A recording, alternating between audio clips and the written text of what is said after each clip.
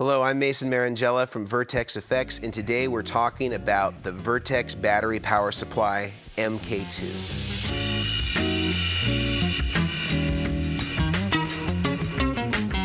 Now, one thing that we've improved upon as a primary difference between the original Vertex Battery Power Supply and the MKII version that we have today is that it not only has the ability to drive 4 isolated outputs of power to 4 different pedals, but it also has the ability for you either to use a power supply to tell the batteries when to turn on and off based on when your entire pedal board is powered on. You can also use it independently, so it has no requirement to use any power input whatsoever. You could use it as an actual standalone power supply to power up to 4 of your favorite pedals that sound best on battery. Also, I've included the battery power supply with a high-quality, rugged steel housing. The reason why we did it this way, so that you can screw on the top, is so that you can use this on your pedal train, on your temple board, or any type of power supply style equipped board where you can put the power supply underneath the pedal board itself, and you don't need to worry about the batteries coming out because they are exposed. You have a really Loctite thumb screw here, and if you did need to change a battery, it takes all of about 10 seconds to be able to open it up, find your battery, and then remove it for a change. So it's as simple as that. Now, for this power supply, you really want to be using carbon batteries. These are the cheap dollar store batteries that most of us would never even consider buying. But for the purposes of guitar pedals, in particular distortion, overdrive, wah, boost, and fuzz, they are the absolute best type of batteries that you can buy. They are an extremely high impedance source, and for those pedals that are sensitive, these are going to be the ones that you want to get to power these pedals optimally. You do not want to get a Duracell or an Energizer or any sort of alkaline battery. You don't want to have any sort of lithium-based battery. These essentially will act exactly the same as a DC power supply would. And if you look at any sort of curve on any of the batteries, you'll see that the carbon zinc batteries decay from the moment that they start to be used. And this is not only dropping in voltage, but doing current restriction as you're using it and as you're digging in. Whereas the Duracell Energizer, the lithium type, the alkaline type, pretty much behaves exactly as the DC supply would. It's very linear, and you're not going to get the same sonic elements that you would from a carbon battery. Now, how do you make the determination that your pedal is even going to be something that sounds good on battery? Well, the easiest test that I know of is if you just plug in a battery into your pedal or you plug in the power supply, either one will work, and you disconnect it from the pedal while it's turned on.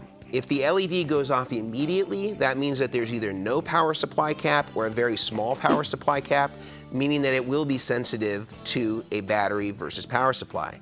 By contrast, if you unplug that battery or you unplug the powers from the back of the pedal and the LED stays illuminated for several seconds before it goes out, that typically means that it has a really big cap that's charging up and is preventing it from getting any fluctuation in its voltage or any sort of ripple of any kind that it's being protected against on that input, so it will not be sensitive to a battery if that is the case when you're doing this test.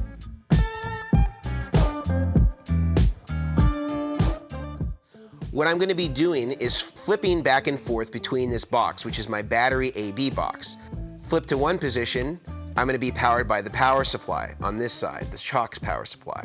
Flip to the other position, I'm going to be on the battery. And I have one toggle switch dedicated for the TS9, for the Klon, and the fuzz. So what's the signal path of the board today before we get into some of the tones? The guitar is coming into this interface. It's then feeding an Experience fuzz by Prescription Electronics.